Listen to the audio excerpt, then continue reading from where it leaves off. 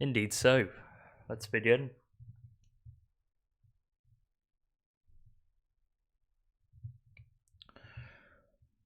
Right, 3 days to go then. And the breakaway that has gone is nowhere near the size and the talent that I thought it would be.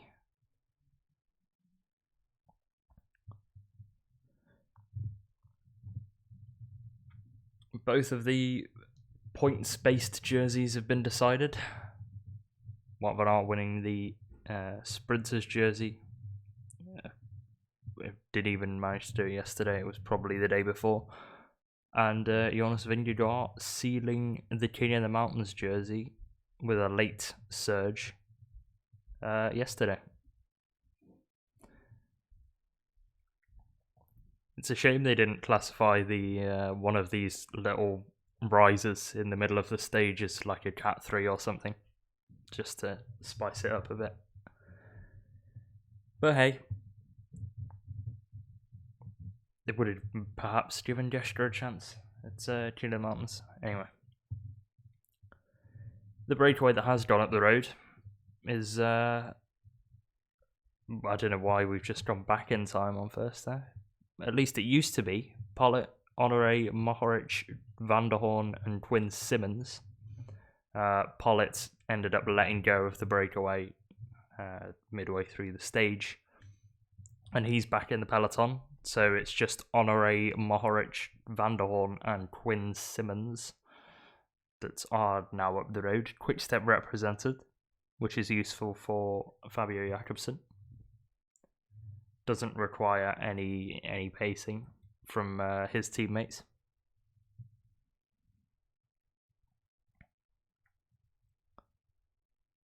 There we go, back to normal. 57 seconds, the gap's hovered around a minute for a good few kilometres now. But we have had the third protest of this Tour de France that has stopped the race, or halted the race, for a brief amount of time. That was quickly averted, and the race got back underway. It was quite funny because the breakaway was about 200 meters ahead of the peloton when they stopped everybody. Cyril Barth tried to get across as the one of the wanted riders goes for a bit of refreshment from the team car. Yeah, Cyril Barth attempted to get across, and in typical B&B fashion this year, they've not managed to make the breakaway. He did not manage to bridge and ended up giving up.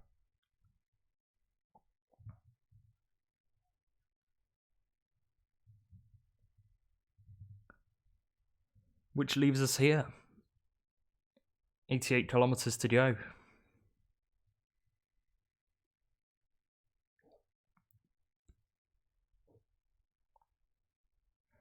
Reportedly, Mads Pedersen not in the finest shape today, which might explain why he wasn't up the road. I think if he was, there would be a lot more interest in getting into the move by the likes of the rouleurs. Instead, they've just got Simmons up the road, so perhaps maybe plotting something for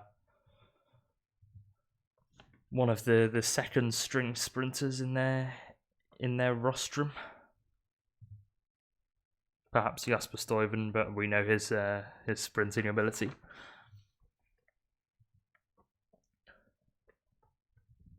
As coverage has returned for me, which is lovely.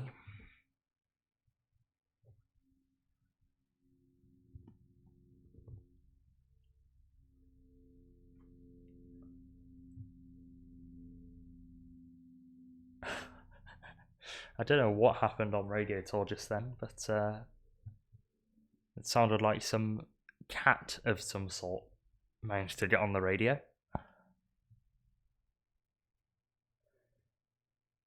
One minute for the head of the race over the peloton. This breakaway is absolutely not going all the way.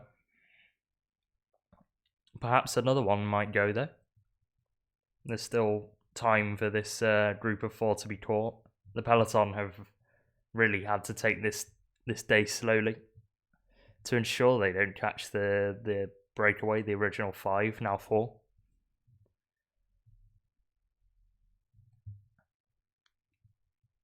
And you don't blame them, because if they catch them too quickly, another move goes with some bigger rulers like Fred Wright, or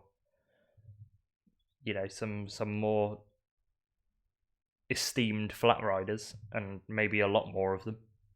French teams would get involved as well, and perhaps they may have been uncatchable, but we'll have to wait and see how this race expands. Hodere on the front at the moment, the Dane. It's been a very good Grand Tour for Denmark.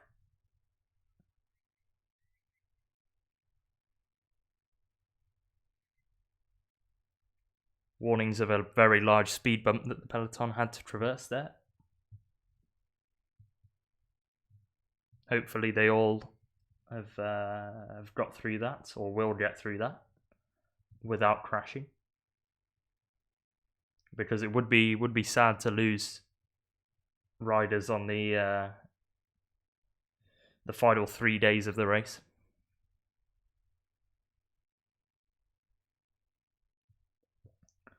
As the peloton now rounds one of the roundabouts, they'll go straight through it. And it looks to be, was that Alpecin towards the front? They'll be going for Jasper Philipsen today.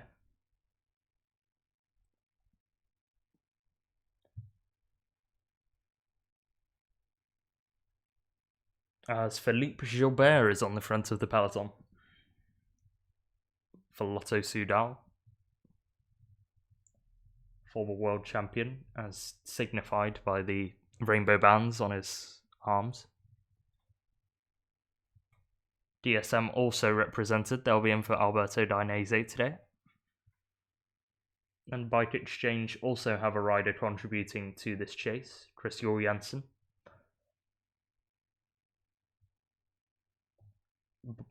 Who hands over to Mathieu Berger at the front. So even Total Energy are interested in this. They could have 2 ideas today. First one being Peter Sagan, but the second one being perhaps sending a rider up the road if they make the catch with around 30-ish kilometres to go. Perhaps looking at somebody like a Turgy or Pierre Latour even. That would be one of his kind of attacks, where there is no chance of it going.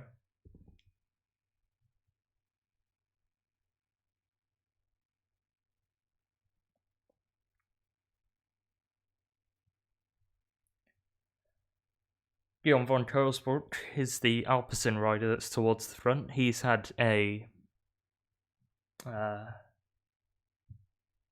heartwarming return to the peloton. Was set to retire if he didn't find a contract after CCC's collapse. Ended up getting a last-minute deal at Alpecin-Phoenix at the time, and is back at the Tour and has delivered a stage win for Jasper Philipsen already, or has been part of a stage win. Perhaps the Belgian can take another victory today.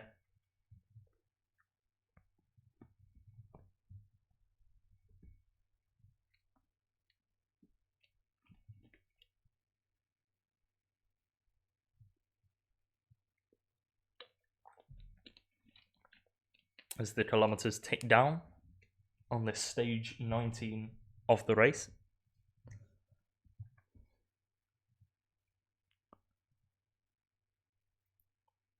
I will be interested to see if there's an actual sprint for the climbs today. They might as well give it a try. Just go all out for the prize money. The breakaway is clearly not going. despite the talent of the four names in there.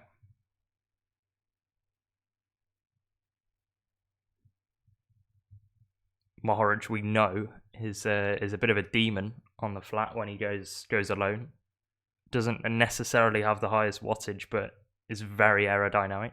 Quinn Simmons has just proven that he's got a massive engine this tour. And it's probably going to be a battle between him and Wout van Aert for combativity at the end of this race. Taco van der Hoorn proved on stage 5 that he can make it through tough stages. And is a rider that rides very much on passion. Proved in the Giro last year that he can steal a stage win from a sprinting peloton. However, he was in a much nicer position than he is currently. And Mikel Honoré, who's probably just going to try and latch onto those three and last for as long as possible.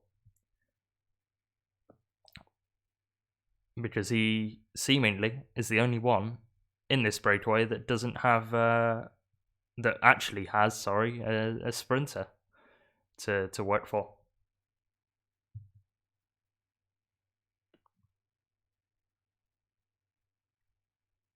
Van Kersbroek on the front for Alpecin-Deceuninck.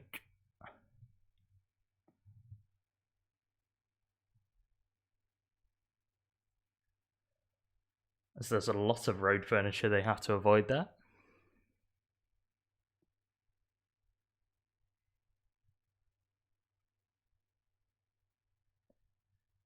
.5 kilometres to go now.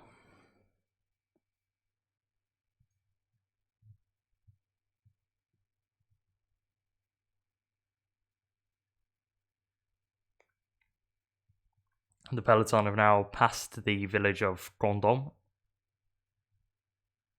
Questionable name of a village, I must say, in France, but I'm not involved in the naming of French villages, so it's not my problem. As Alexander, that's not Alexander Christophe, towards the back. I was going to say, it looked like the way that the number was scrunched up. It looked like a 1. That was probably, I don't know actually, Koberhofsen's maybe. Either way, Intermarché have Christophe, but he's not in the upper echelon of sprinters that are still here. Surprisingly managing to get through the mountain stages in the Pyrenees. And the Alps even. Brief scares for the likes of Fabio Jakobsen and Caleb Ewan, but all of the sprinters have managed to make it inside the time limit so far this tour. And barring the incredible incident, they should be able to finish the race. Simmons pulls off and hands over to Van der Hoorn at the front of this breakaway. The gap down to 47 seconds between the two groups.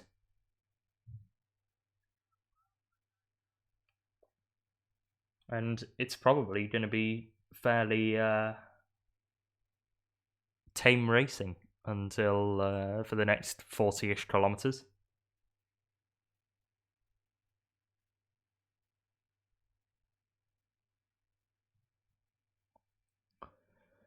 It will all be ready for a sprinter royale battle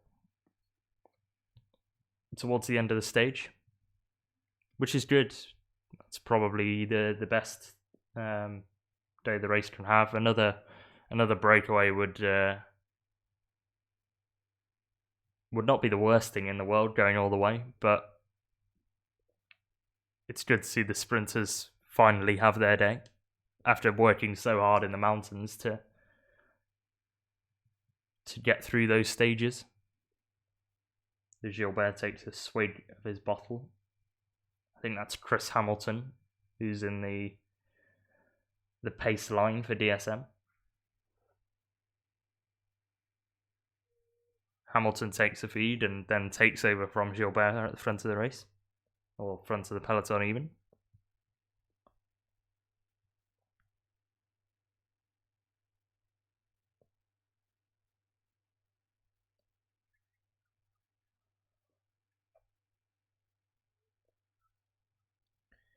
FDJ making themselves present on the left-hand side. Michael Storer is at the front of their train. Stefan Kuhn, the towering figure in that trio on the left-hand side. I think David Gaudu is also nestled in there. Yeah, there are a few more FDJ teammates in that cluster of the peloton. But yeah, same four at the front. Nils Pollitt has gone and safely back in the peloton. He'll be riding for Boris sprinter Danny van Poppel.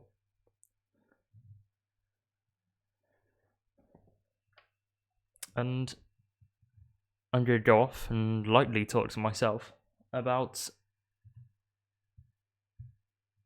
some of the quotes I've seen before the start of today and after the stage yesterday.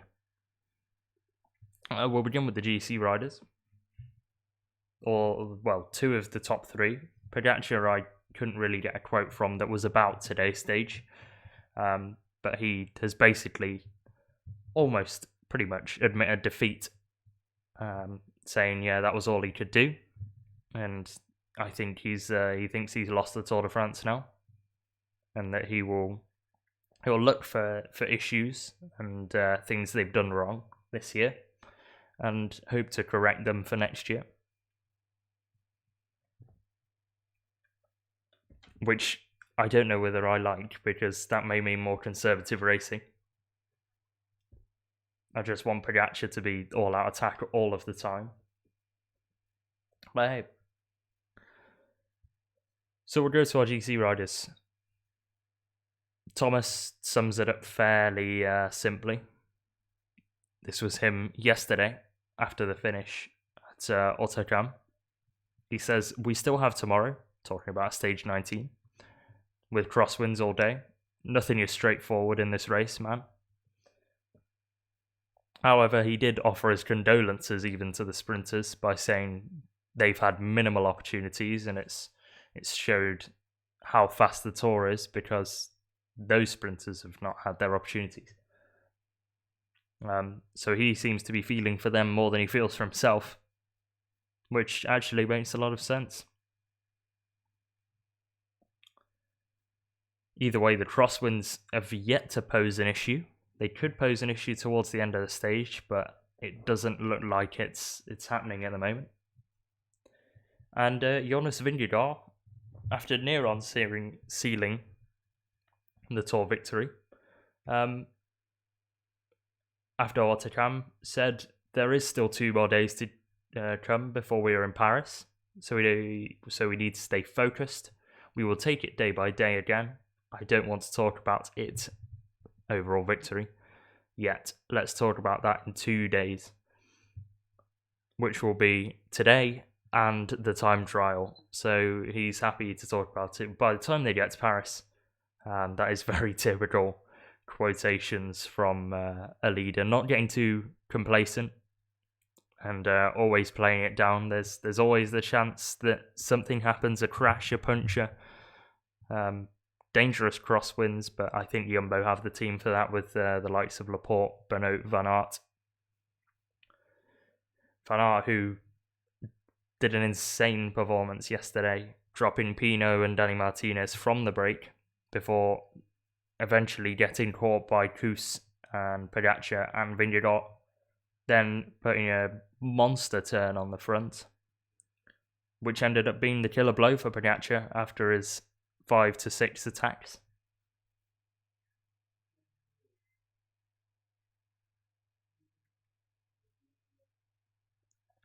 "45 seconds now, the gap between the front group and the peloton." So yeah, Vingegaard playing down his Tour, ensuring that he makes it to Paris before he he convinces himself that he's won the race, despite Pogacar saying he's lost it. And they did bring that up, but Vingegaard reserved comment.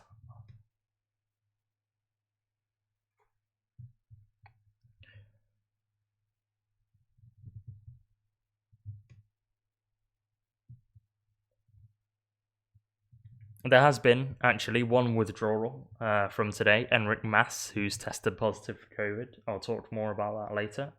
But for now, I've got coverage back, so I'll just keep nattering.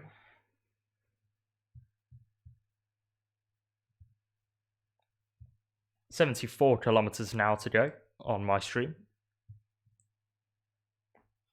Gilbert just pulling off the front now and handing over to Chris Hamilton, who will hand over to Mathieu Bergerot.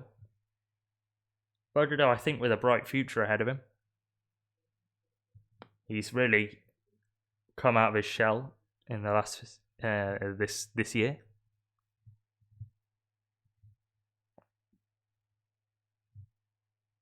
And is starting to prove himself as a bit of a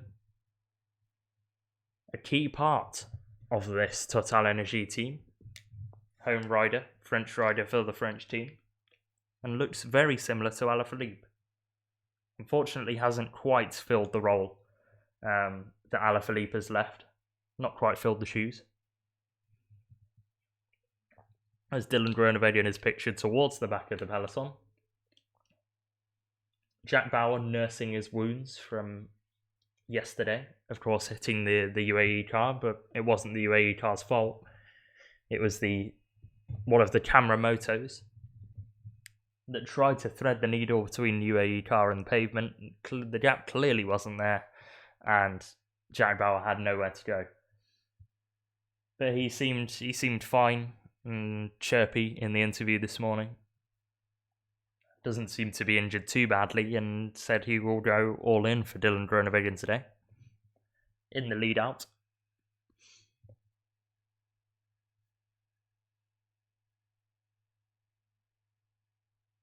The gap indeed sitting at around 50 seconds, so the pace is really not that high.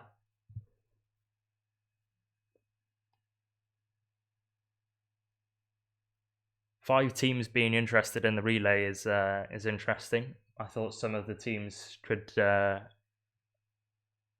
their bluff and say that their sprinter has been decimated in the mountains and has no chance, just to avoid the likes of somebody like Chris Jensen or a big ruler, save them for the times the sprint train starts forming, especially now when the gap is under a minute with 72 kilometers to go.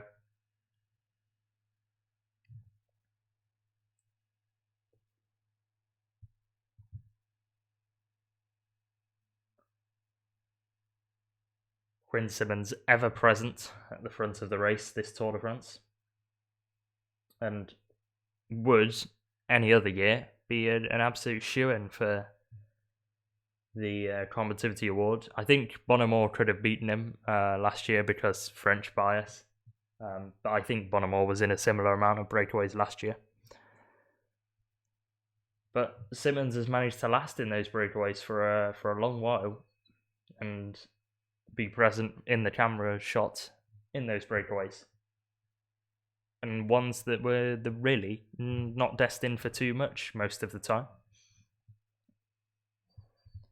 His biggest contribution came when Mads Pedersen won, his teammate. Both he and Mads Pedersen got in a breakaway in a stage really that was quite similar to this. One that looked like it was going to be for the sprinters. Bike Exchange tried their hardest, but Matthews pulling off ended up to no avail. That ended up being one of the most important moves that Michael Matthews made, and one of the best decisions Michael Matthews has made, probably ever as a cyclist, because he went on to win a couple of days later in a stage that was really given quotations as being too hard for him.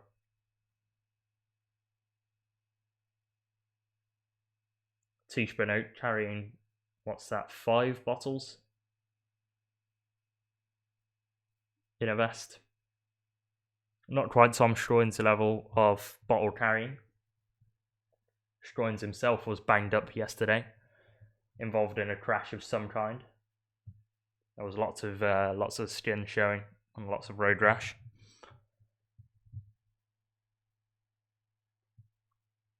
As Benoit makes his way towards the front of the peloton to deliver those bottles to teammates.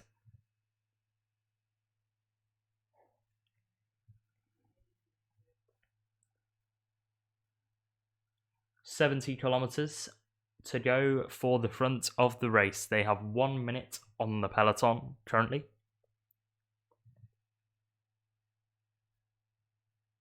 The wind going at reportedly 23 kilometres an hour.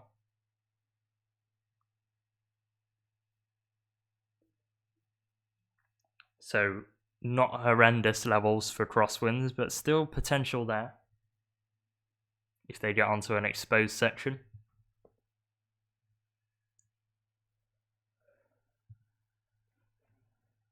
Ineos fairly comfortably positioned towards the front of the peloton, as they always are. They'll be ready for crosswinds if needs be, with the likes of Luke Rowe and Filippo Ganna to tear the race apart, as they send a man to the front as I speak. I think that is just to peel off the front and collect feed bags though. Never mind, it's to have a pee, or a nature break, as they call it.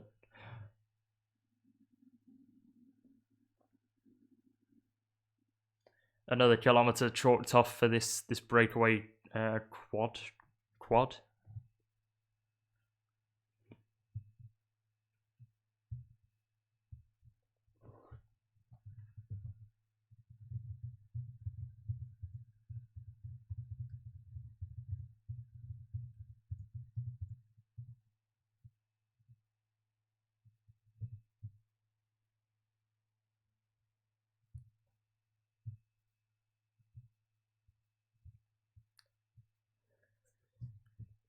First cycling just proving what I stated at the start of today, or the start of the stream, that Quinn Simmons is in the breakaway for Trek, and you might be wondering why, given that this stage could be for Mads Pedersen.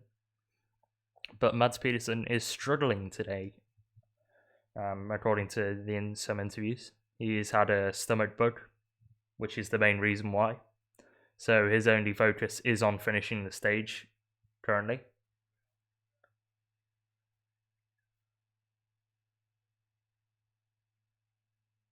Nalon's going back to the Israel Premier Tech team car. Nalon's has had a quietly very good tour. He's done a lot of work for teammates, placing Mike Woods, Hugo in breakaways, Jakob Fuglsang as well. And although Fuglsang and Woods have failed to convert, Israel have come away with 2 stage wins from the tour.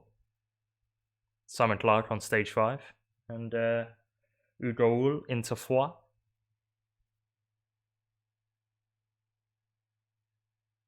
As the gap slightly goes out again to 1 minute between the head of the race and the peloton.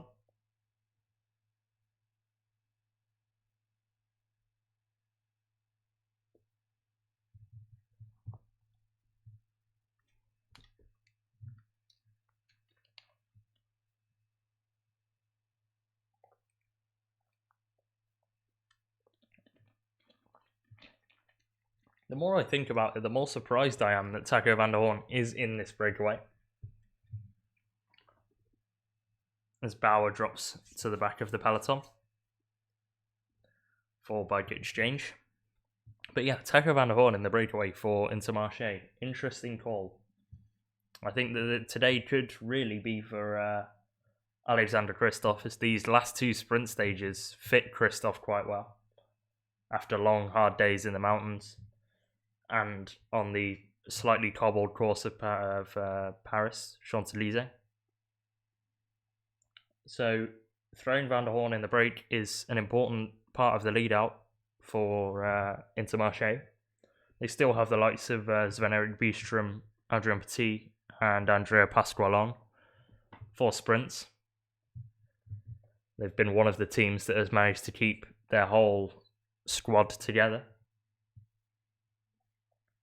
with various riders dropping out due to COVID and other instances, likes of Michael Gödel and Daniel Oss. Remember that crash on stage 5? And Ben O'Connor having to pull out with, I believe it was like was it a torn quad, or it was a torn muscle at least, that pretty much forced him to not be able to ride at anywhere near the level he was capable of at the start of the Tour. And you've even had Alexis Vuillermoz leave the race with heat stroke and skin problems after the stage to Tignes. He really didn't look in a good way as he collapsed over the line on that stage and was whisked straight to an ambulance. Shouldn't be any heat stroke from today though, as Mohoric sprays water onto his head. The temperature seems much lower today compared to previous days, as we get some artsy shots of the bikes involved.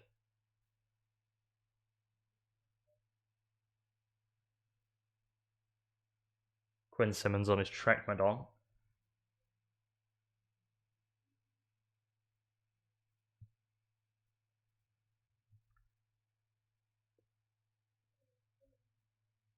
Okay, these are some... They're doing a bit too far with these artsy shots now. Too many of them in a short space of time. Fans still making themselves heard at the side of the road. Overall, there has been great support across the race from the fans. Started very, very well in Denmark. That's probably the most intense support I've seen. The amount of bodies at the side of the road cheering the peloton on as Mohoric seemingly looks to up the tempo, getting into a more aerodynamic position. So he's not content with the gap being at 50 seconds only for Bahrain victorious.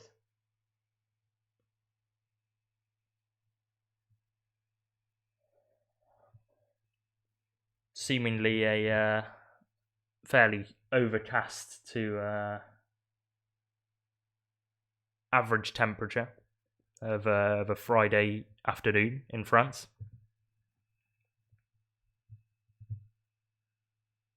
Are we heading towards Cahors at the end of today? And it could be quite a complex sprint.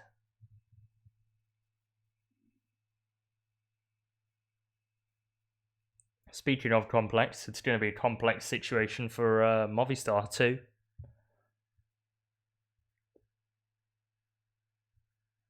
As Enric Mas has been forced to drop out of the race.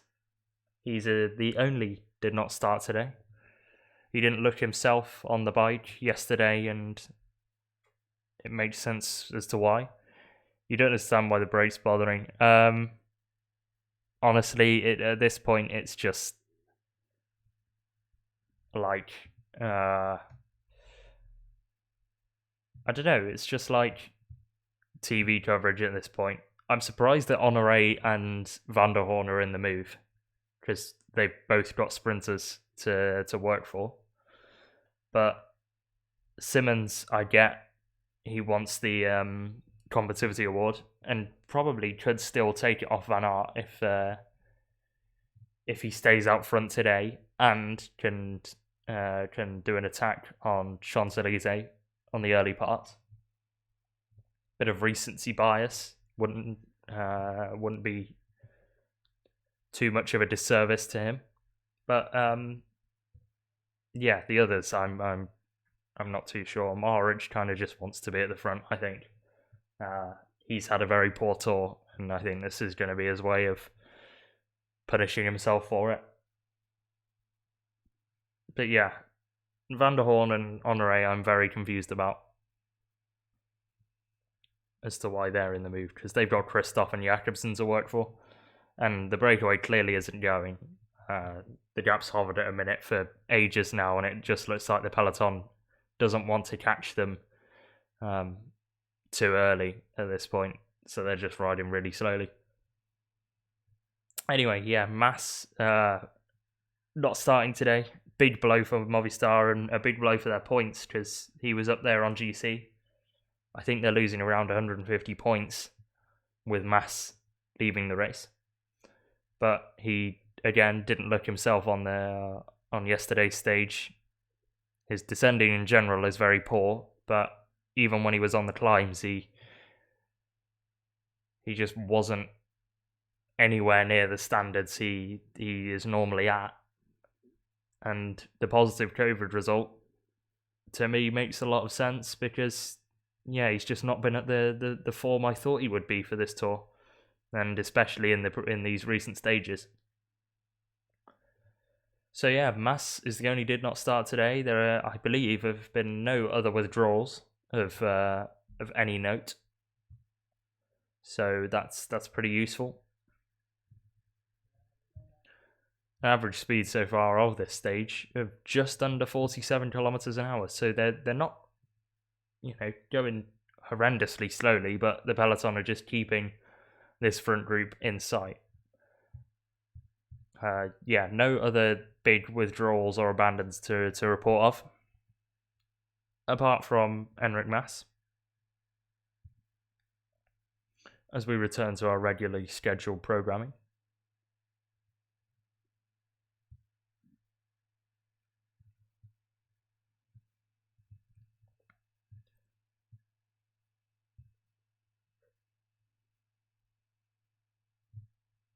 Radio Tour being very quiet. I guess they've not got much to talk about. Normally they'd fill in the gaps with riders going back to Cahors and such, but seemingly there is literally nothing happening.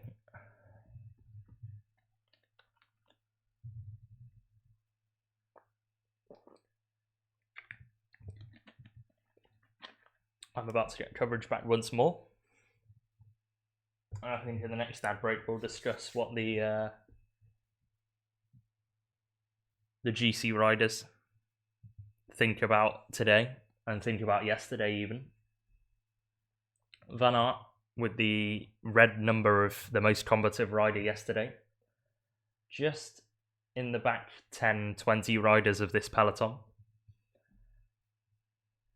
And the gap has come down to 45 seconds, so it's always been hovering at a minute, but now the gap is slightly coming down. I wonder if the team directors will pass that on to the likes of Dion van Kersbroek, Chris Hamilton, Mathieu Bergadeau, Philippe Gilbert, and Chris Juliensen on the front of the peloton to slow their pace once more. Because if they do catch the breakaway too early, that opens up the chance for more attacks.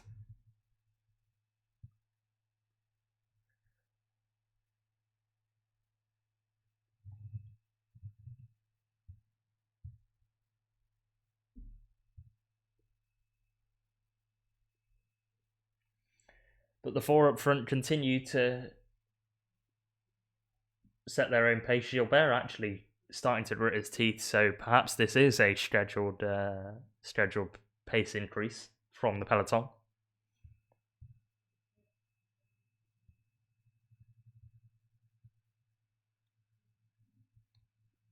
As the race heads through Tarn-et-Garonne.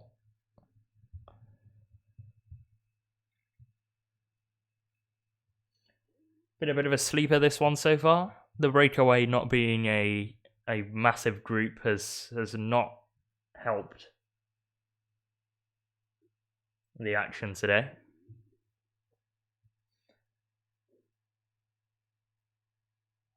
I think it's just a mix of tiredness and a lack of care from the climbers now that all of their options are gone.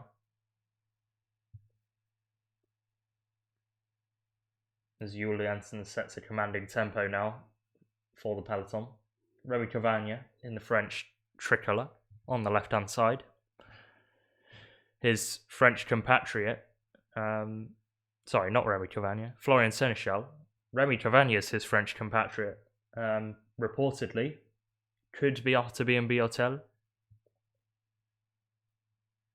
after he had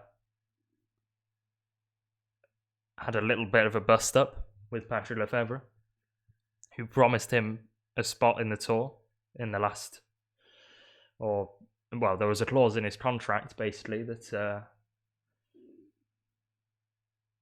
said he has no right to renew if he doesn't go to the Tour this year. And they've not sent him to the Tour this year, and he'll be out the door. So that's a rider that will want to perform in the next couple of months. Honoré and Mohoric having a little chat at the back of the front group. Quinn Simmons is setting tempo at the moment on this front of the race, as the gap goes below 40 seconds now. There is a real lack of intent in this break. Clearly shown by the brief conversations Honoré is having with Mohoric and Quinn Simmons.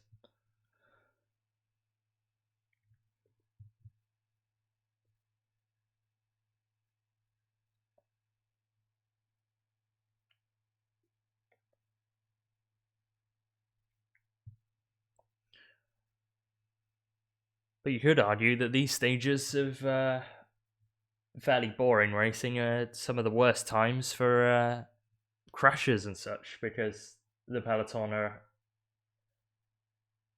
so close together, and there's a big chance of a lapse in concentration from any rider that's fairly bored with the tempo, overlapping a wheel with another rider and going down. We've seen that many a time in previous years. Sometimes ending badly and sometimes not ending so badly. Tom Schoens was another victim of a lapse in concentration yesterday. He ended up very banged up after crashing. Didn't take anybody else out with him, just crashed alone.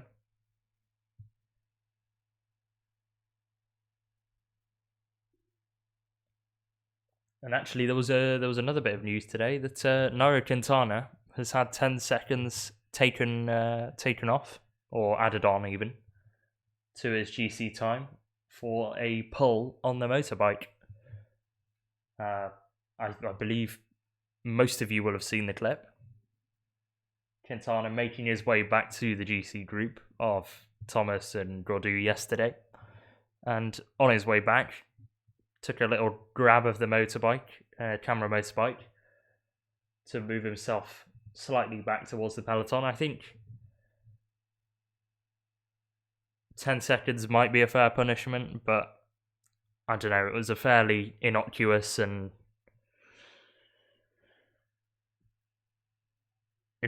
pull, and it didn't really mean anything at the end of the day, but hey, who knows? Taco van der Hoorn growing a beard, actually.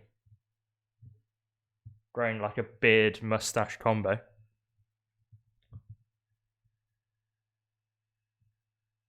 Will be interesting to see how that one progresses towards the end of the season.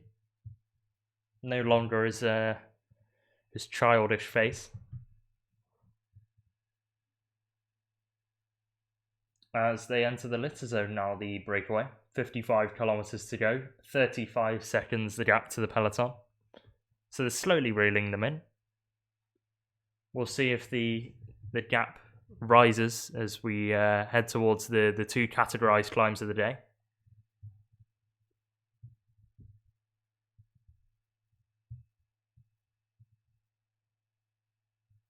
All of these 4 riders over 3 hours behind in the general classification.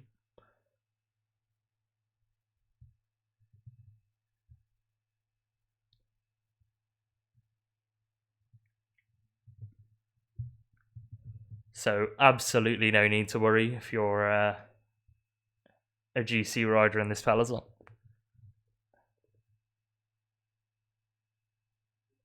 2 kilometres until the top of the climb, and the climb finally begins. The Côte de la Cité Médiévale de Lorette, or Lozeret, or Lozert, French. Mohoric elects to pace. I do want to see an attack on this climb.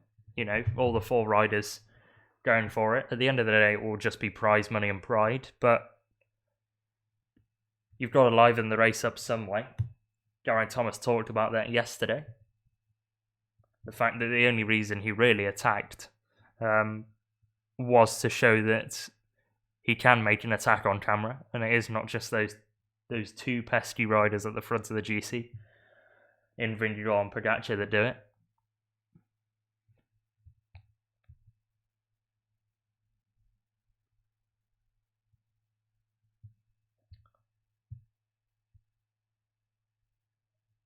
A little bit of a theory I have, or something I want happening to the race. I kind of wish they had an extra KOM today.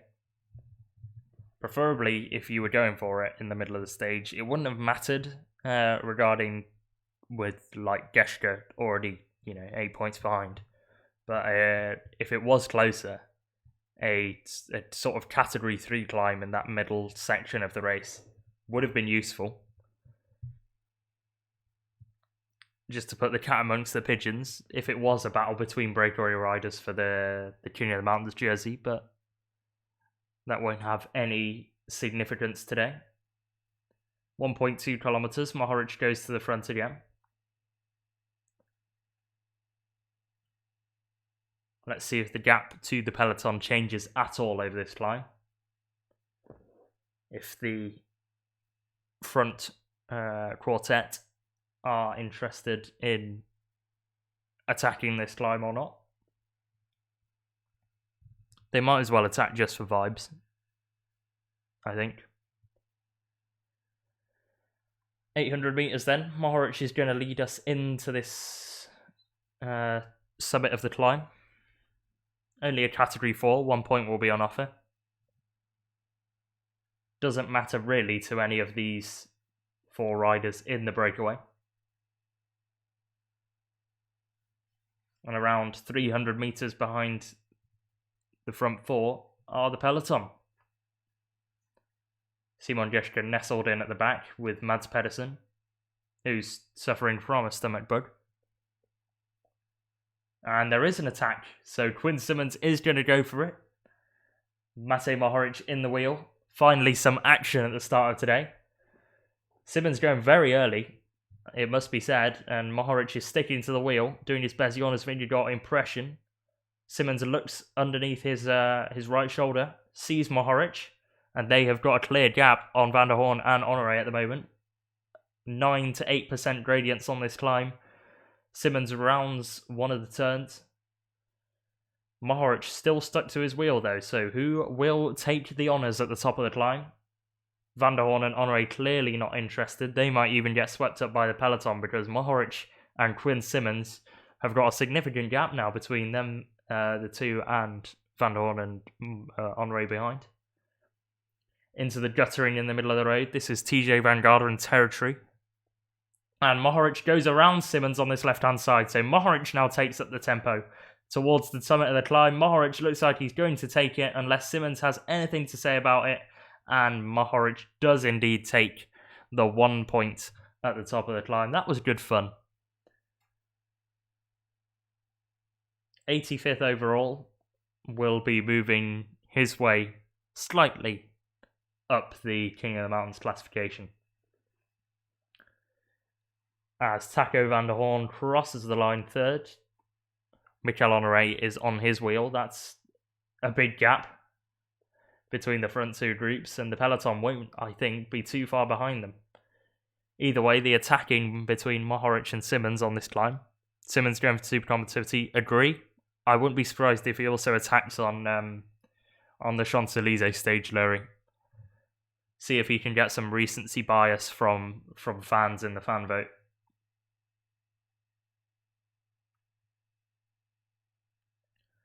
Guillaume van Keelsbroek is going to lead the peloton over for Alpecin-Deceuninck. Been doing some questionable tweets recently. One of a clothless Alex Krieger, which honestly I don't know why they've done that, but people have their interests, I guess. You sure he will go in Paris? Yeah, totally agree. He'll be in as many moves as he possibly can.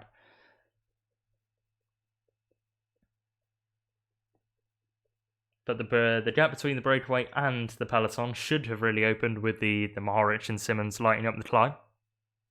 And now it's a question as to whether Honoré and Van der Hoorn A want to and B will get back to the front duo. Indeed, 58 seconds now. The gap has opened by around 20-ish seconds.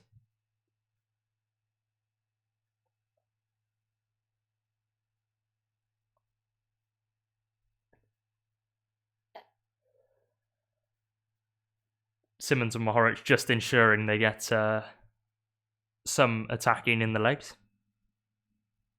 after having to set a fairly steady, constant pace throughout the day. And while I go to ads, I'll have a look at some of the GC riders' quotes from yesterday, both about today and about yesterday. We'll start with Jonas Vingegaard, typically playing it safe, as every sports person in a winning position does. He says that there are still 2 more days to come before we're in Paris, so we need to stay focused. We will take it day by day again. I don't want to talk about it, speaking about overall victory, yet. Let's talk about that in 2 days, which will be after the time trial at the time he said this. So he's comfortable by the time he gets to Paris. But yeah, typically playing it low to the media, as every sports person at a professional level does when talking to the media. Everybody in every sport does it, and Vingegaard is no exception at this point. Pogacar is a lot more honest, I think, with the media. He says that he has lost the Tour de France, and he will be looking at what he has to do better next year, and seeing where he's gone wrong, which I think he has tactically sometimes, but he hasn't done too much wrong, and I think Vingegaard has just been the better rider, which Pogacar admits. Vingegaard's been the better rider in this Tour de France, and he's come away with overall victory. He isn't sure until he's over the line in Paris he can still... Exactly. Anything can happen, and it could happen even today. There's the threat of crosswinds, but that doesn't look like it's going to happen. The wind not terribly gusting at the moment. Last time I saw it was around 23 kilometres an hour, as Pierre Rolland drops off the back of the peloton just to get, I believe, a few bottles. Word of echelons from Lurie. So we are talking about that at the right time then. Vingegaard has to stay alert because of the echelons. And speaking of GC riders that will want to benefit off echelons, here's Geraint Thomas, stating that he still has tomorrow, stage 19, with crosswinds all day. Nothing is straightforward in this race, with a little sigh, and then he said, man. But he did feel sorry for the sprinters, if anything, more than himself, because they've not had the chances that the climbers have had in this tour. And he seemed quite disappointed, if anything, in the lack of sprint stages, as Simmons apparently decides to go alone, away from Mohoric. Again, this could be a combativity, putting himself in the shot window for the combativity award.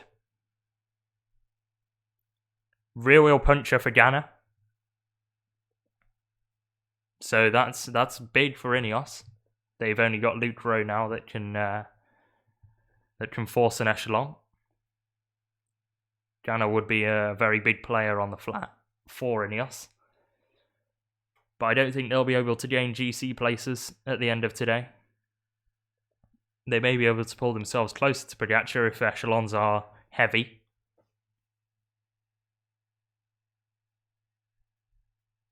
As Mads Pedersen is distanced. Which is proof of his sickness on stomach bud.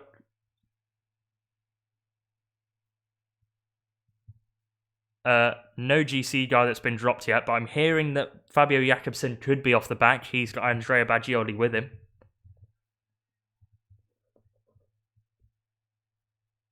Jakobsen, Hirschi, Ciccone, Pedersen are the 4 or 5 big riders off of the back.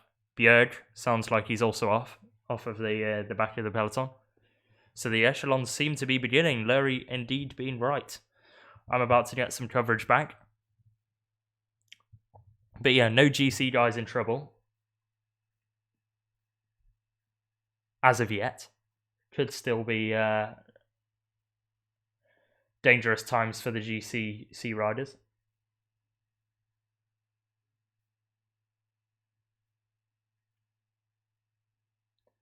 "35 seconds now for Quinn Simmons.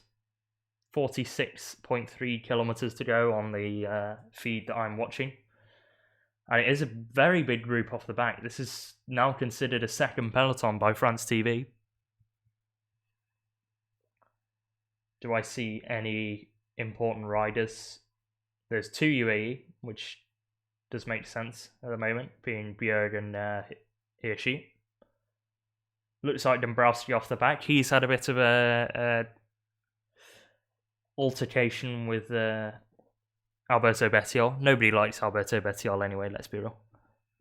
Wout van Aert in trouble if he doesn't have Laporte. Van Aert didn't sound too happy with his legs at the start of today. There are Fabio Jakobsen and Mads Pedersen out the back. Jakobsen also one of the sprinters that didn't fancy his chances today. So there is a 17-second gap between this third group on the road and the peloton.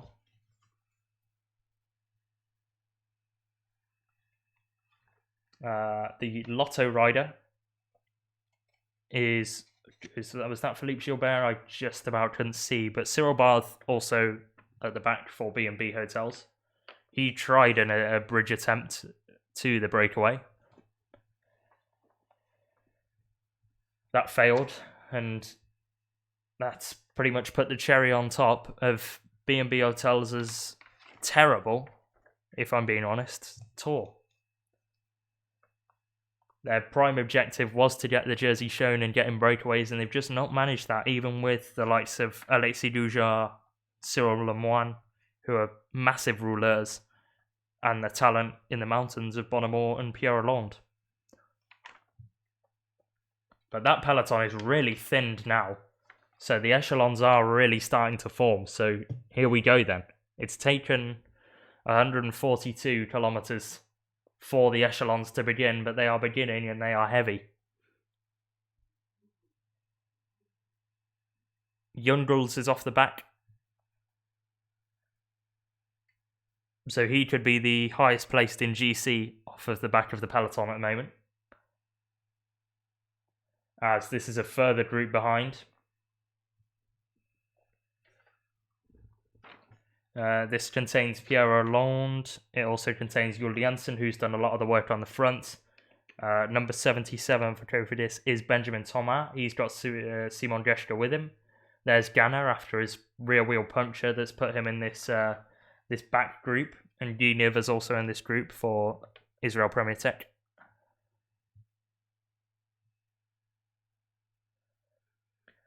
Simmons going alone then. Looking for the combativity prize. Benjamin Thomas in the last group. Damn. I mean, I've actually had quite a good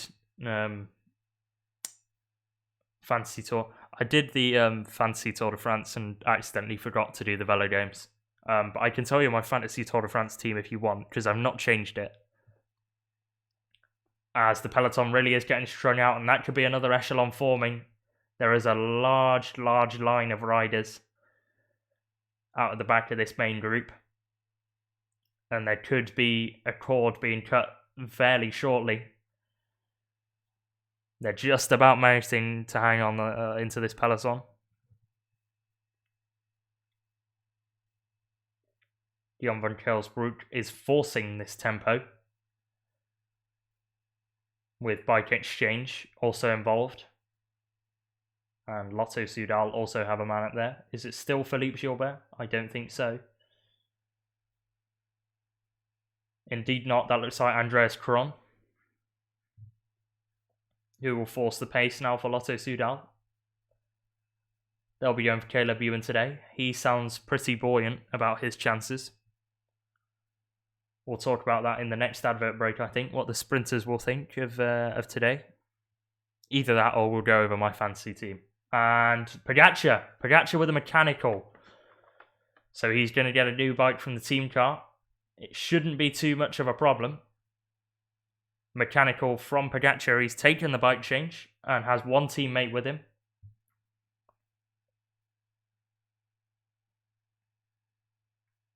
So the actual trouble is going to Pogacar after all of Vingegaard's comments. He is joined by Mikel Biel, who will try to pace him back to the peloton. But Pogacar in a bit of difficulty, bandaged up of course from his crash yesterday. I don't know what has just happened. The camera moto is struggling to record.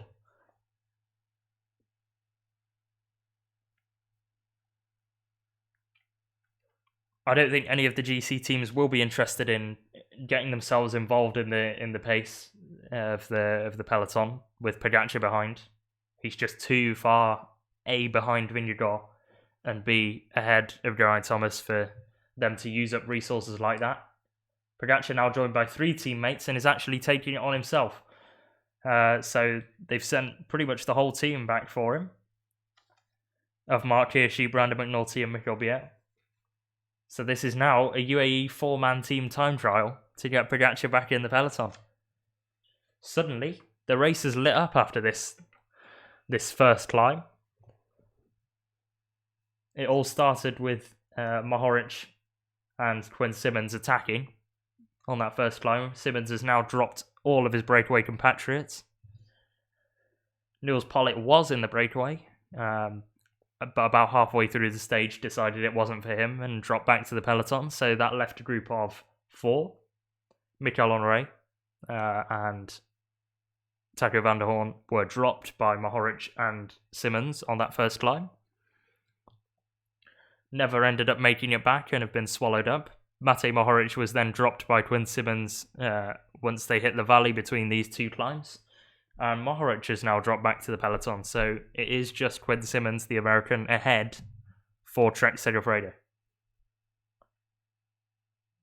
But that Pogacar mechanical was invoked a bit of panic from UAE. He's safely back in the peloton though, and it looks like the echelons are over. So a brief echelon period, but nothing too heavy.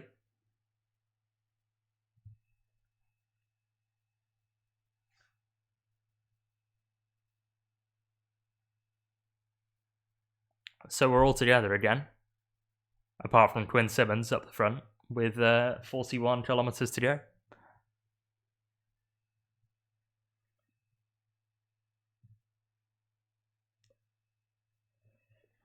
Seemingly everyone's joined up at least, because that Pogacar chase was far too quick,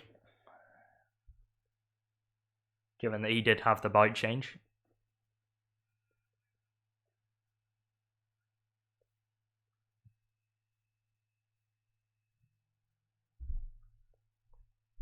Nothing else from Radio Tour currently about issues for riders.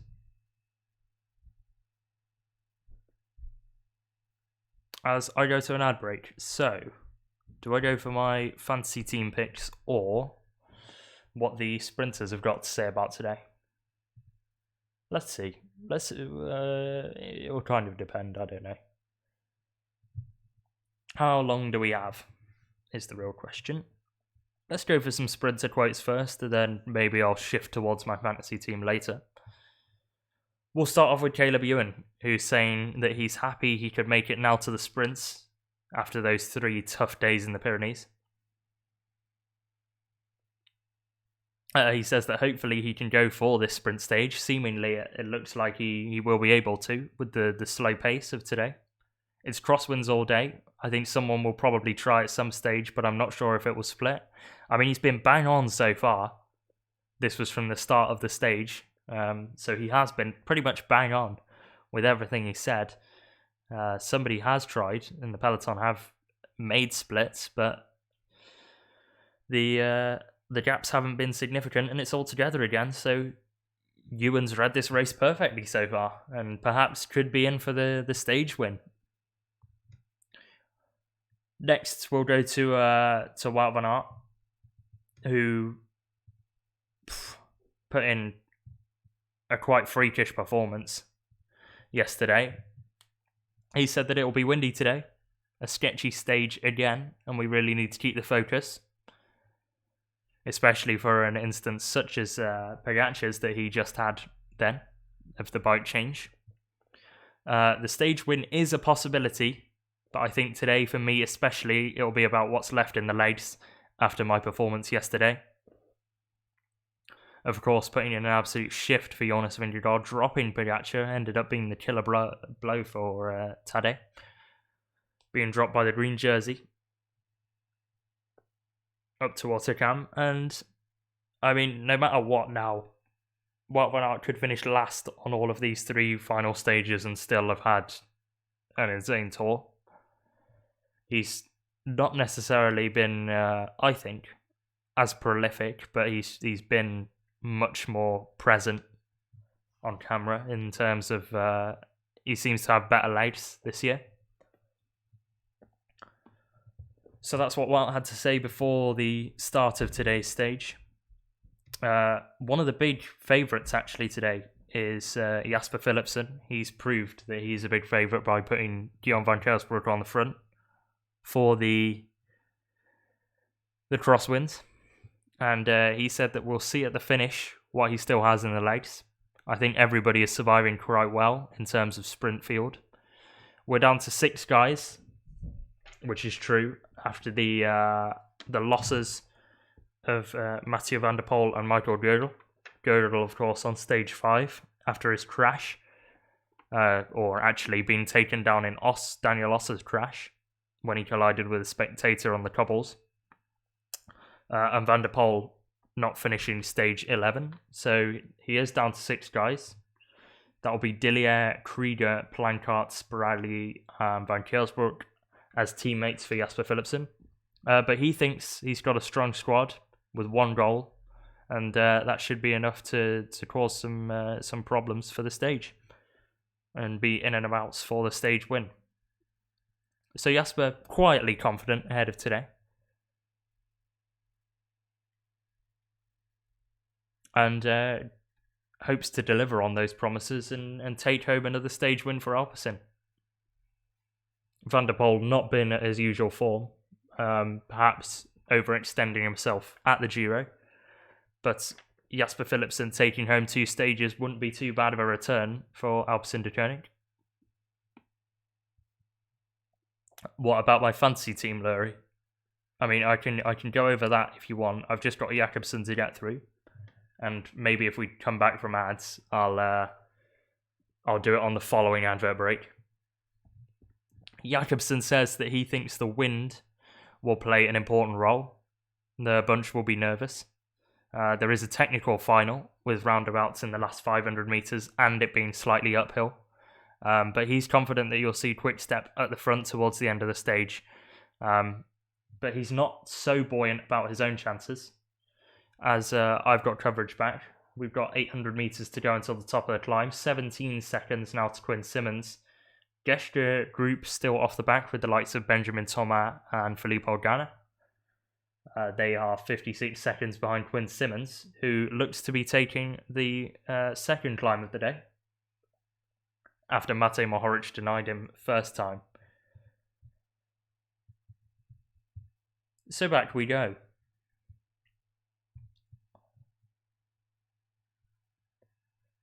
Simmons surely will be starting to feel the efforts of the previous 18 stages in his legs. He's been very active in this race and proves he's got that big engine.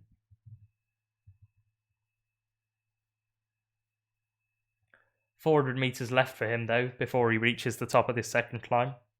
There will be a valley and then a descent. But it looks like the peloton have drastically increased their tempo, perhaps sensing weakness from Jakobsen and Pedersen, and looking to drop them once and for all on this final climb.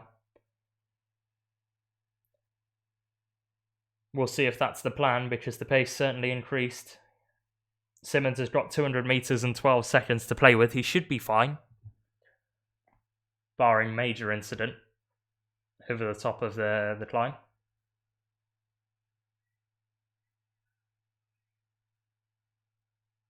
Honoré and Taco van der Hoorn have been dropped from the peloton on this short rise.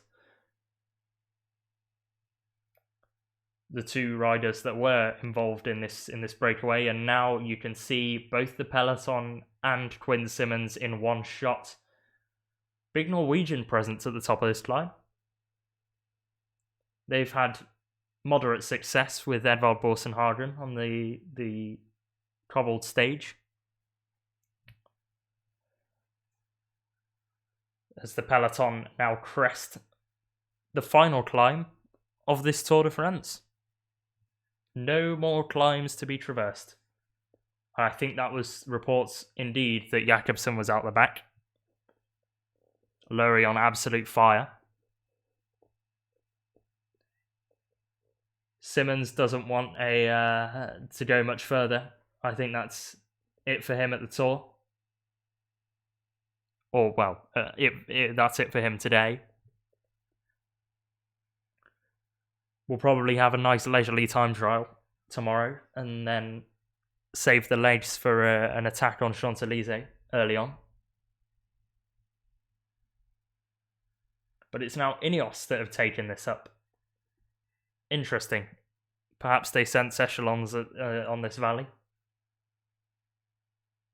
FDJ also there, situated on the right-hand side of the road. Andreas Kron is seemingly the first rider in this peloton. As there's a replay of the conversation between Simmons and Matej Mohoric.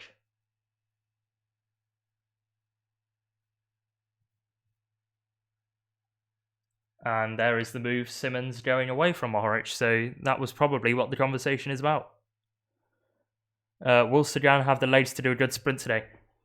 I think he does, and I think he feels confident today because the Total Energy have sent Bergerdo to the front just to keep the front of the race on a leash. So he wouldn't, I don't think, do that if he wasn't feeling good today. Total Energy have been fairly present at the front, and B&B going for an attack. This is Alexis Goujar, big flat domestique. So they've finally managed to get a man in a breakaway at the front of the race. And he's got 34 kilometers to get some distance. And is this an attack from Pogačar on the flat? Please tell me it is. That would be very funny. It's Pogačar, an Israel rider, and Bora represented also in this group of three. Pogačar actually going on this flat section, so this is I say a serious attack. I don't think it's very, very serious in what he wants to achieve from it, but he's trying his best to get some distance off the front. Van Aert is trying to track this move. And yeah, Pogačar thought he'd latch onto this Israel Startup Nation attack first. Or Israel Premier Tech, sorry. And actually, there looks to be a gap, although Wout van Aert is closing it. The Israel Premier Tech rider seems to have been reeled in. Cofidis rider also getting reeled in there. But Pogačar's given it a try. Big vibes from the white jersey. I kind of wish he did it on the climb to see if he could get a big gap, but that's kind of ruined Alexis Goujart's plan of drifting off the front and hoping that the French teams join him. And suddenly, there's a lot more movement. FDJ have just let a wheel go, and suddenly, all riders want to get into a breakaway, and all teams want to be represented at the front of this race. So this Pogacar move, and the move started by Israel Premier Tech, has set the peloton into action. The FDJ rider, I think, is Antoine Duchamps. Could be wrong. But it's Udoul is the Israel starter Premier Tech rider behind. And Fred, is that Fred Wright going? He's threatened to be in the breakaway in the interviews this morning. And this could be the move that the sprinters absolutely don't want to happen. Fred Wright off of the front. He's joined by a Trek Segafredo rider. Don't tell me that's Quinn Simmons again. As Goujart still has somewhat of an advantage. And I think we'll be glad of the company of Fred Wright, group Fred Wright bridging over. There's a Movistar rider also in between these, the Fred Wright group and the peloton. And there is actually distance being formed between a larger group, a group actually of 7 riders, which Bike Exchange have had to pull back. So the sprinters won't have it absolutely easy today.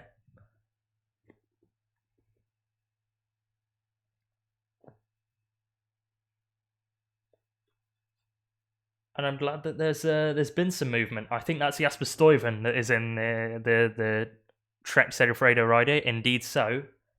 That is in this move. Fred Wright, Stuyven and Goujart are now the 3 riders at the front of the race. Fred Wright stating that now people understand that he's a good rider in the peloton and they want to follow his moves. Jasper Stuyven might be proof of that, calling himself a bit of a breakaway ninja, and that he can't really ninja his way. That was a quote, by the way. Away from the peloton now, as well as he could before. Gorka Zaguirre is the Movistar rider that's trying to bridge across. He was trying his best to comfort Enric Mas, having to drop back constantly on the descent, but probably isn't thinking that was the right idea after this morning when Enric Mas tested positive for COVID.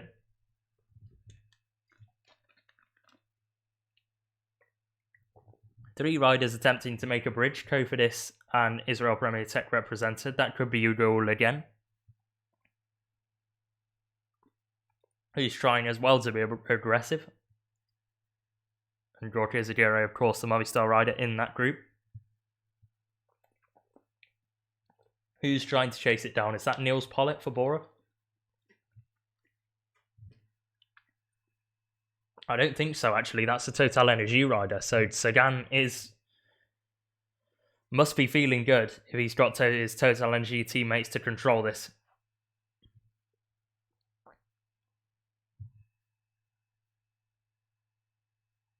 I think that's Anthony Turgi for Total Energy. Managed to recover his race. He's had a torrid start to the race and probably wishes he could have done more. But he's had rotten luck and actually could be into setting up a Sagan crack at a stage win. But this is 3 big rulers in the front group now. Stuyven, big classics rider. Fred Wright is also a big classics rider, and Alexis Goujart is used to riding on the flat. He is one of the best and most often in the breakaways. Stuyven's smart move, self-knowledge that he can't win in a bunch sprint. Yep, but he's just missed a beat on there from his soigneur at Trek.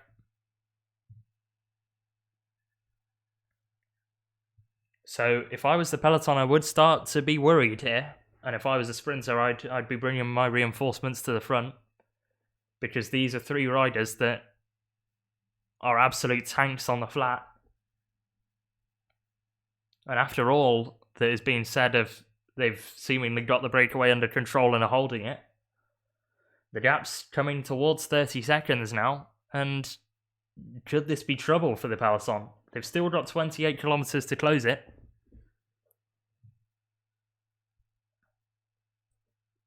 As Bahrain have a rider going back to collect a bottle from the team car. Sagan very well positioned in this peloton, with the likes of Jonas Vingegaard and Stefan Kuhn organising his teammates, seemingly passing on a few orders. So Sagan is worried about this move, which he should be. As we get a replay of Jakobsen and Ewan and Philipsen all looking fairly calm. Matthews will be tasked at setting up Dylan Groenewegen today. And Sagan is one of those riders that's going to try and do it himself. Nairo Quintana also lurking in that shot of Sagan. Van Aert in deep discussion with Jasper Philipsen.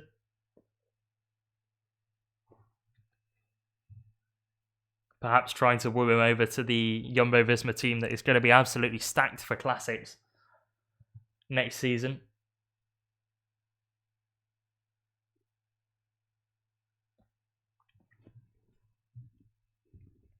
So yeah, this race has now sparked it really into life. And I'm glad, because it was a bit of a snooze fest at the start of the stream.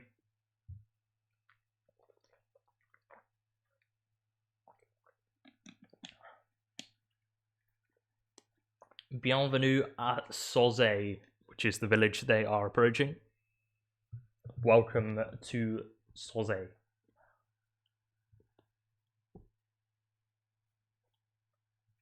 "35 seconds the gap between Wright, Stuyven and Goujar. A Brit, a Belgian and a Frenchman in the breakaway. France, again, without a stage win. That is the first time, I think, in around 30-ish years that they haven't had a stage. I think actually closer to 23. I think their last time without a stage win in a Tour de France was 1999. So yeah, 23 years it could be since France last didn't have a stage win. I think their only real chance could be from this breakaway and Alexis Goujar. But he doesn't have the same kick that Fred Wright has. I think Wright will be the favourite if it comes down to a sprint from this three, but that's likely getting ahead of myself too much. Guillaume van Kelsbroek again coming to the front for Alpecin-Deceuninck. He's put in a massive shift today. Sagan always goated in windy situations. Lurie, that is very true. Sagan, very experienced rider, very canny, knows what he's doing.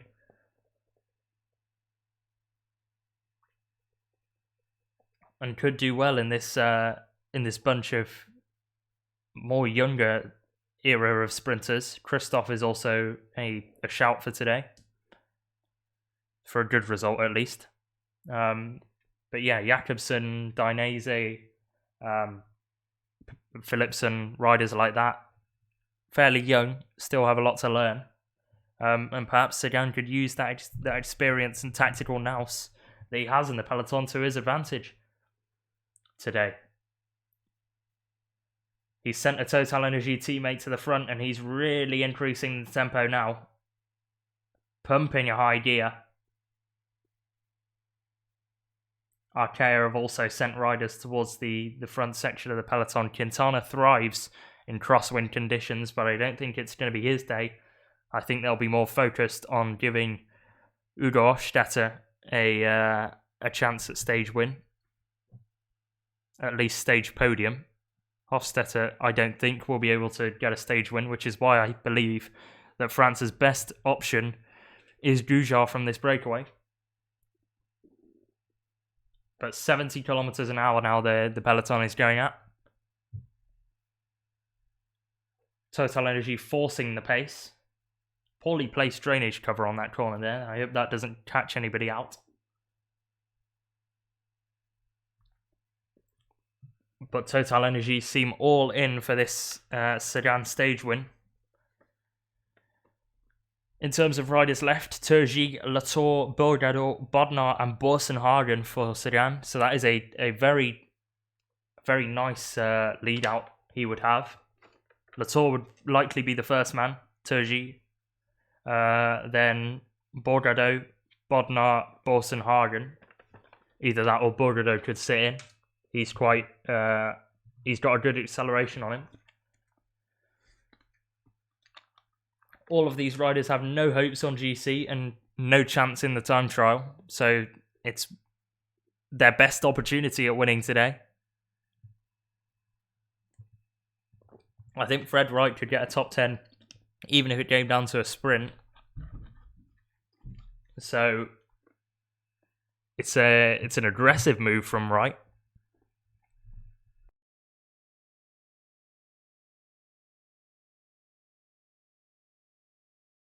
Sagan doesn't actually, really need a lead out at all, but he normally thrives off of surfing the wheels. But if he does require a lead out, then he's got some good members to do it.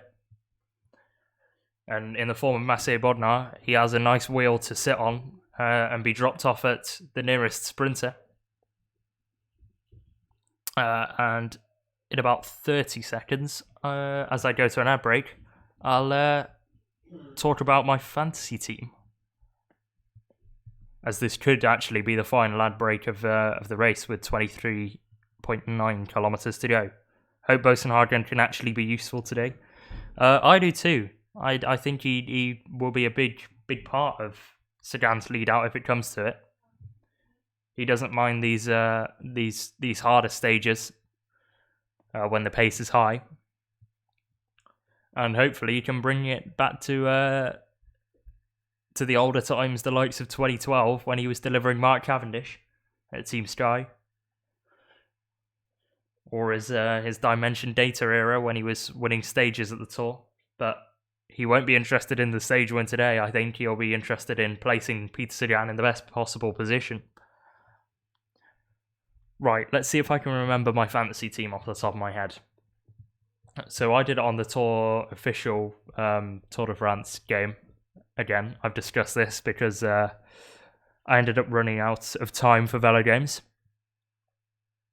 But 8 riders is 8 riders. Or actually, did you have 9 riders on Velo Games? I can't remember. Or was it 6? Either way. I had Roglic and Pogacar to cover my GC bases if either one of them failed. I didn't have Jonas Vingegaard, actually, which is a big L on my part. But I thought I'd be able to cover both GC bases, and I thought that Vingegaard would be a teammate for Roglic, but that Roglic crash has ended up really forcing my fantasy team into a difficult position. Regarding sprints, I had Jakobsen and Philipsen, so both of them have taken home a stage at least, which I don't mind. They've been fairly prolific, my sprinters. And some of the other riders, Ben O'Connor, I can remember from off the top of my head, so that was a terrible pick. Of course, O'Connor part of the AG2R team that have been fairly decimated throughout this tour. He did not start on stage 10 because of a torn glute that seemed to suffer from on stage 9, especially. You had Podrog. Vingegaard was the best choice. Yeah, Vingegaard was absolutely the best choice based on hindsight, but I don't think anybody would have said at the start of the tour, seeing Jumbo-Visma's lineup, that Jonas Vingegaard was going to lead it. But I also had Fred Wright and Jörg Zimmermann as cheap options. Fred Wright has done very well, getting top 10s here and there on stages throughout. And being active in breakaways. Jörg Zimmermann has also been active in breakaways. He had his best day on the Tignes stage 11. And he's taken home a couple of points. Franck Bonnemore actually was my final rider.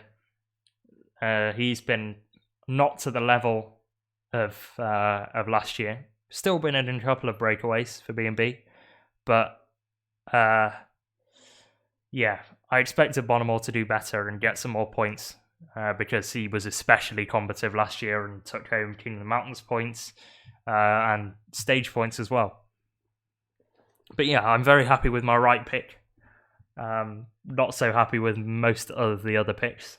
So there we are. Kamil Gradaric heads to the back. He wants the Bahrain team car, I think.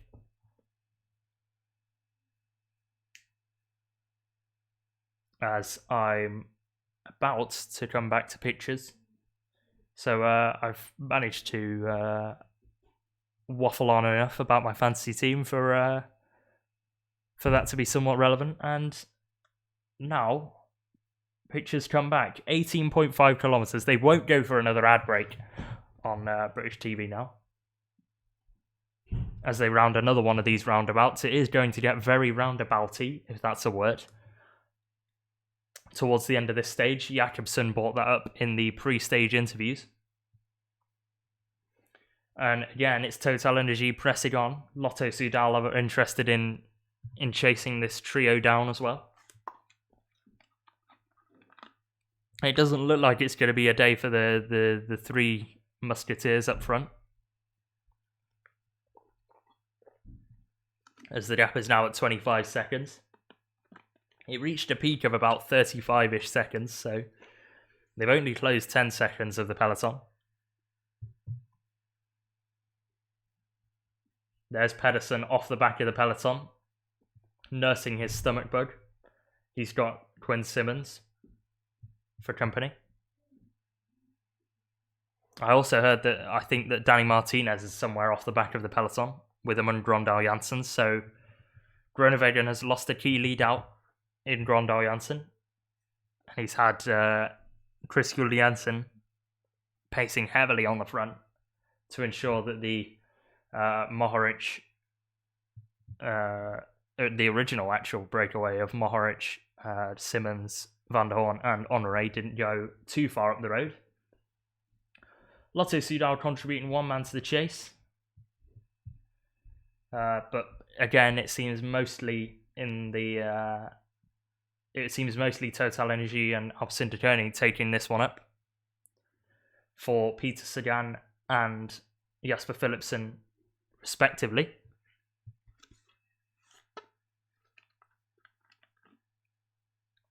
Jumbo-Visma ensuring that they're controlling. They'll give, I'm sure they'll give Van Aert the freedom of letting him pick the wheels. They'll let him surf. Perhaps he might not even go for the sprint, but I highly doubt that. In order to save himself for the time trial in Paris, but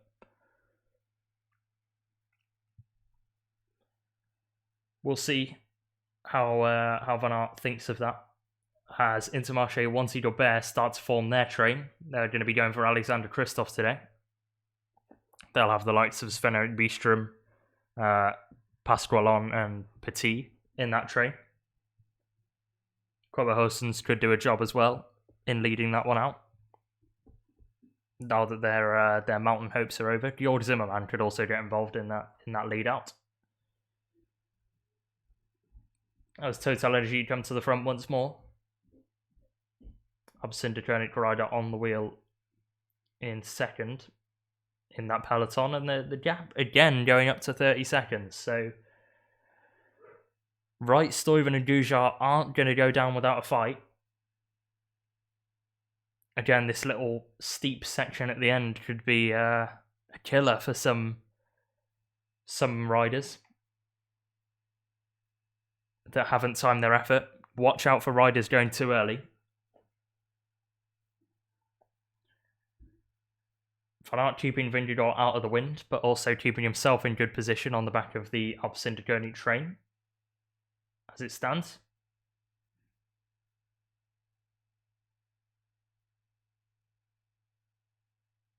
Fred Wright pushing on in this breakaway. Flicks the elbow and hands over to Alexis Goujar. Goujar will be a big help to this breakaway. B&B Hotels will be very happy with the stage podium if they can get that. So I think he'll be happy to sort of play that Søren Kragh Andersen type of role in Milano San Remo. Was it last year, where he just piloted Jasper Stuyven to the line? Himself being happy with second. Stuyven actually in this breakaway himself, so he could benefit from another contrast in objectives from riders. You hope no crash today. I hope there's going to be no crashes today.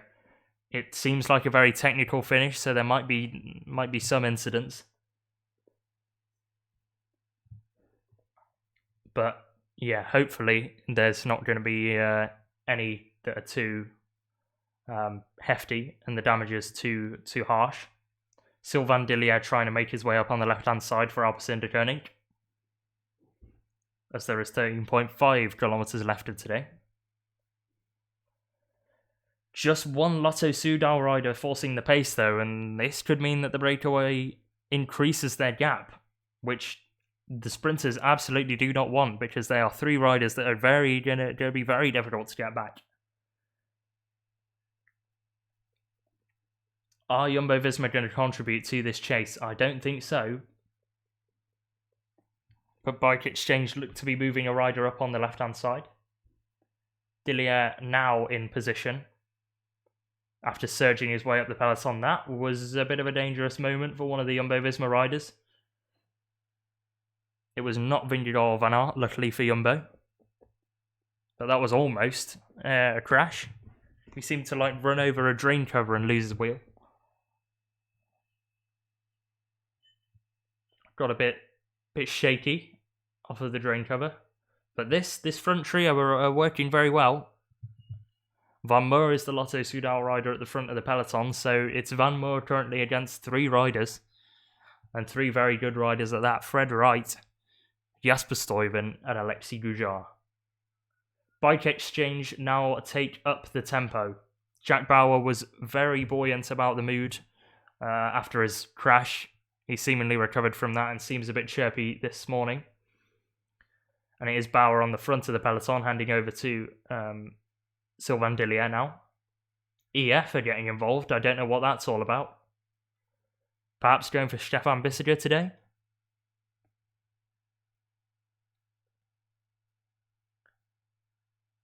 Alexander Krieger is also up there for Alpecin-Deceuninck, so they have Dillier and Krieger to use in this chase.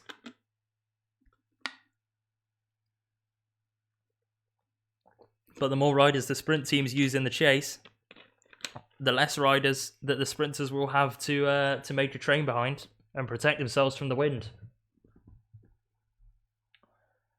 So it is a calculation game from these sprint teams.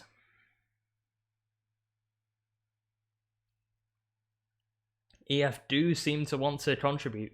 I think this is Jonas Ruch for them on the front of the race, which is an interesting decision. I don't know whether Stefan Bissiger is going to be able to even top 5 today, but they're going to give it a try. Unless they're planning a 3-kilometre attack by somebody like Bettiol, which again could be possible, especially with that uphill finish. Jumbo-Visma may not contribute to the chase, but I could contribute to your followers count with just 3s.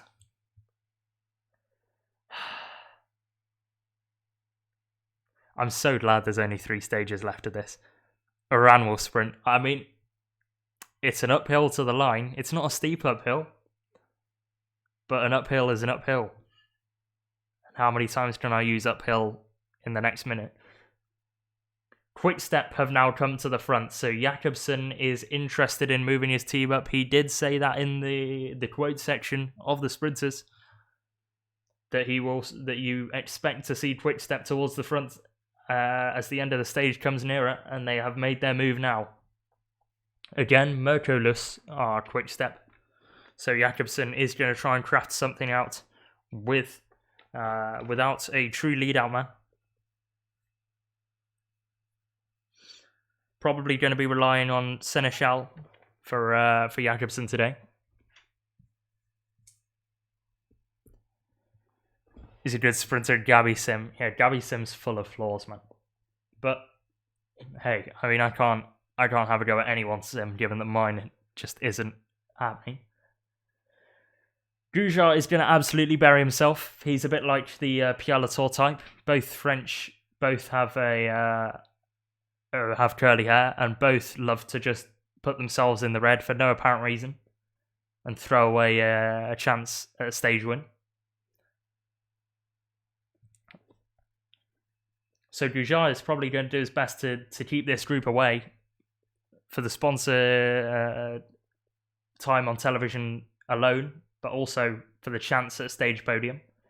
As Sagan moves on the left-hand side with a teammate in front of him, looking like Bodnar, towards the front of the race. And again, only 2 riders are contributing to this chase. DSM and Quickstep, only offering 1 rider each.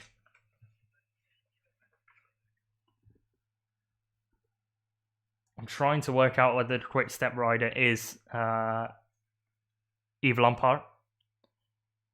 I don't think so. I'm trying to know by the arms if anybody's interested in that type of thing.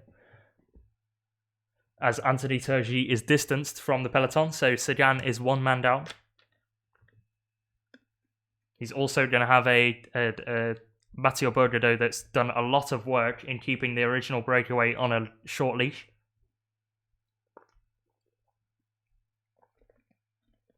So he's starting to lose men hand over fist, is Peter Sagan. Meanwhile, Quickstep come back to the front again. Could this be Cattaneo on the front? I think it could be. Baggioli, I believe, is already dropped. Yep, Cattaneo and Leknesund. I thought Leknesund was the DSM rider. I wasn't too sure about Cattaneo. But Wout van Aert is on his wheel, and Jonas Vingegaard, the yellow jersey, is 3rd wheel in this peloton. And it looks like they're going to try and wall up the chase.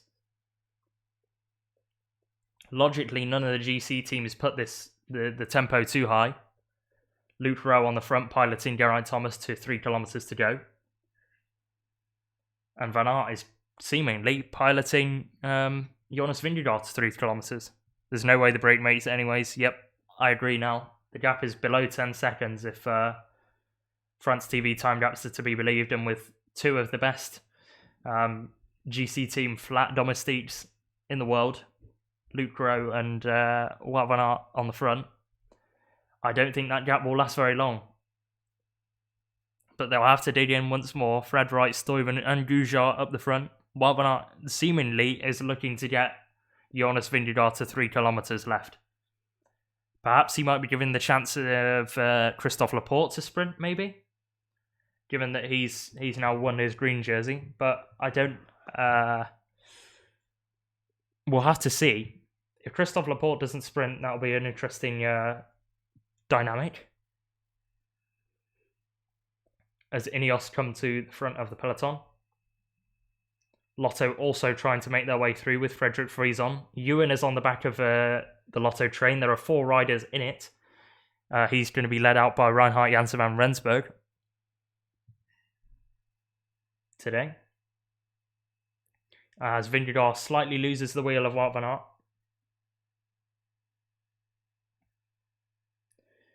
And going round one of these many roundabouts towards the line now. Interesting camera work from the camera moto. And the moto has to make its way up. It's kind of being a bit of a blockage, if anything, in the peloton at the moment. Could that disrupt the chase further? But I don't think it will. Ineos and Jumbo-Visma desperate to get their leaders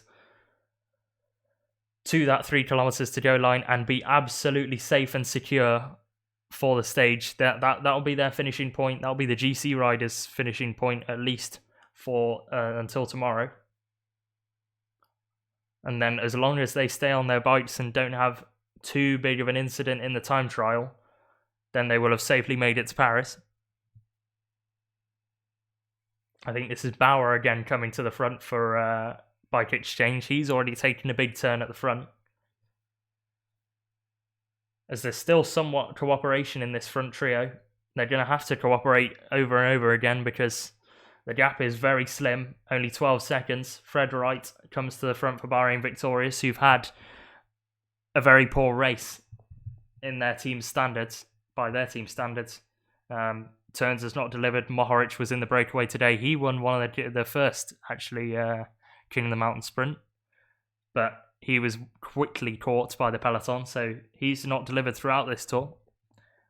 And Fred Wright has actually been one of the few bright sparks, along with Luis Leon Sanchez in this team.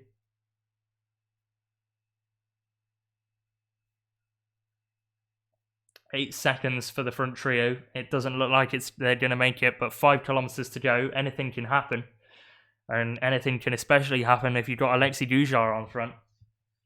How badly will the tempo be wiped as they go under 3 kilometers to go? Because it looks like only the GC teams have a hefty amount of teammates. Seemingly, the sprint teams have used up their resources trying to keep the breakaway on a short leash. As Rigoberto Urán is distanced from the peloton, so Lurie is in tatters. Urán will not sprint today. And it looks like it's going to be Stefan Bischiger for EF Education Easy Post.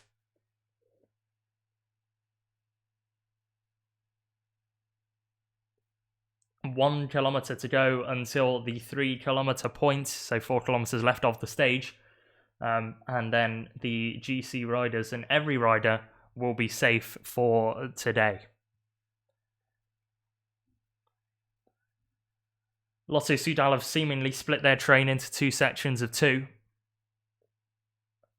Frison's section are just coming to the front now, so the pace is going to increase once more. Frederick Frison's going to take it up. Florian Vermeersch is going to be on his wheel. And then he will hand over to Reinhard Janssen van Rensburg, if possible, who will hand over to Caleb Ewan. And now both groups are in shot. And it looks like the cooperation from this front group is starting to disintegrate, right? Had to force Alexis Goujar to the front, whether that's Goujar just being absolutely spent. Speaking of absolutely spent, Wout van Aert has gone. So Van Aert, after his efforts yesterday, will not be involved in the sprint today. I think it will be down to Christophe Laporte for Jumbo-Visma. Lotto making the move in the middle of the road. Frederick Frison, the man of many impressions, at the front. He's handed over now to Florian Vermeersch. Again, another big rouleur, cobble rider. Had a poor classic season, but could recover it with a big lead-out job for Caleb Ewan today. As I heard, Michael Matthews being distanced from the peloton. That is a key lead-out man for Dylan Groenewegen gone.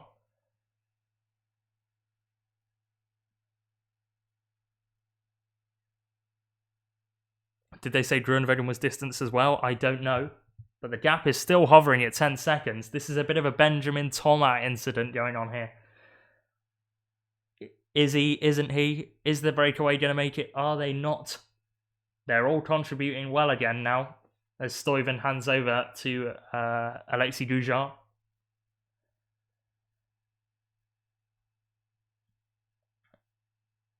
Only Trek Segafredo have had a victory today, or this Tour de France, with Mads Pedersen. As Benoit Cosnefroid is spat out the back.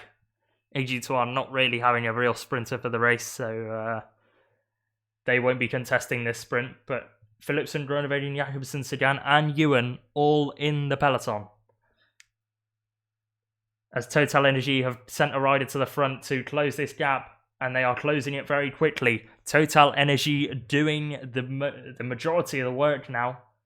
Jumbo-Visma have a rider off the front, and actually somebody's let the wheel go there, so 2 riders have distanced themselves from the peloton.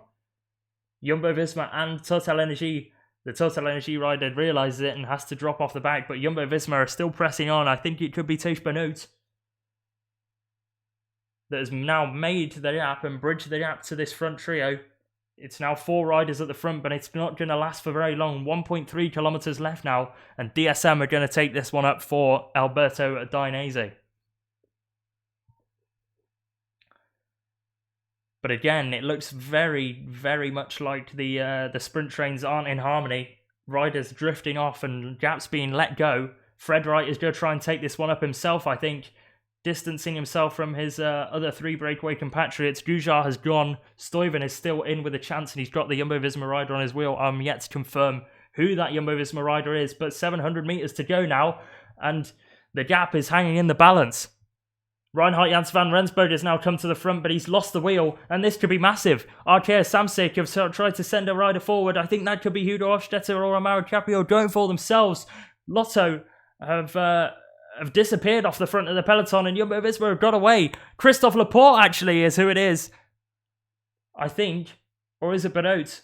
I don't really know. I don't know who the stage winner is going to be, because it looks like it's going to be from Team Jumbo-Visma. What a turn up for the books. Van Aert off the back. It looks like it's definitely Laporte, and he's got to hang on for as long as possible. Jasper Philipsen is coming from behind the peloton now, and he's got time to celebrate, actually. Christophe Laporte is going to convert for Team Jumbo-Visma. Jasper Philipsen with another second place. What a turn up for the books that is. While Van Aert distanced himself from the peloton, did a big turn, and Laporte surprising the peloton with an attack with 1 kilometre to go. That might have been the job of whoever let the wheel go, because I think Jumbo-Visma rider let the wheel go to Laporte, who managed to get away with one of the Total Energy riders. I think it was Boasson-Hagen he got away with. Boasson-Hagen realised it and dropped back to the peloton to lead out Sagan. Laporte bridged across to the group of Wright, Stuyven and Goujar. Wright attacked.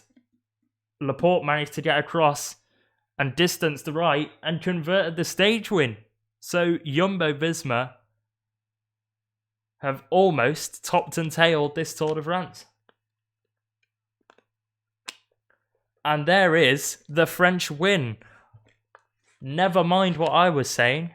The French have won a stage. There was threats of the first time of them not winning a stage for 23 years in their home race of the Tour de France, but Christophe Laporte converts for Team Jumbo-Visma and for France.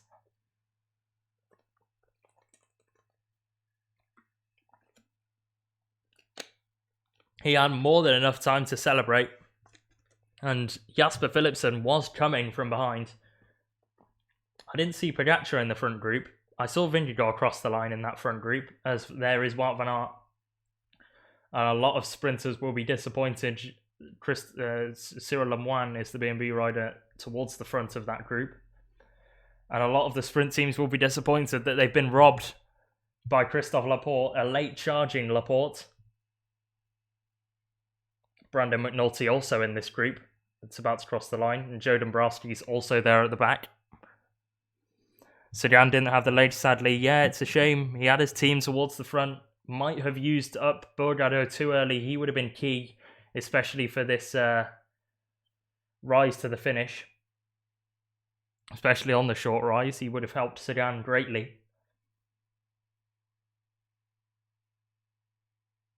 As Van Aert and Van Hooijdonk do the old high five to slow down low. And celebrate another stage win. So Van Aert wins a stage for Jumbo-Visma. Christophe Laporte has won a stage for Jumbo-Visma. And Jonas Vingegaard has won 2 stages for Jumbo-Visma. And have the yellow jersey, the green jersey, and the King of the Mountains jersey. And if Jonas Vingegaard was 22 days younger, or 23 now. No, actually 22. If Jonas Vingegaard was 22 days younger, they would have had the white jersey as well.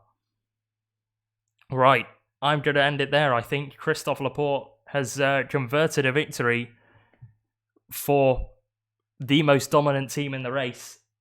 And he's robbed the sprinters of a victory in their own backyard. They thought they'd had it. And they thought they'd kept the breakaway on a close enough leash. The trio went away of Fred Wright, Jasper Stuyven, and Alexis Goujar. But at the end of the day, neither of those 3 could make it to the line. Wright gave it the best go and almost got there, but Laporte flew past him and managed to get the stage win. I'm going to leave you now. It has been a very good stage. It blew into life after that first climb of the day. But yeah, I think that's going to be me. Good stage. Took a while to get going, but when it did, it was very good. And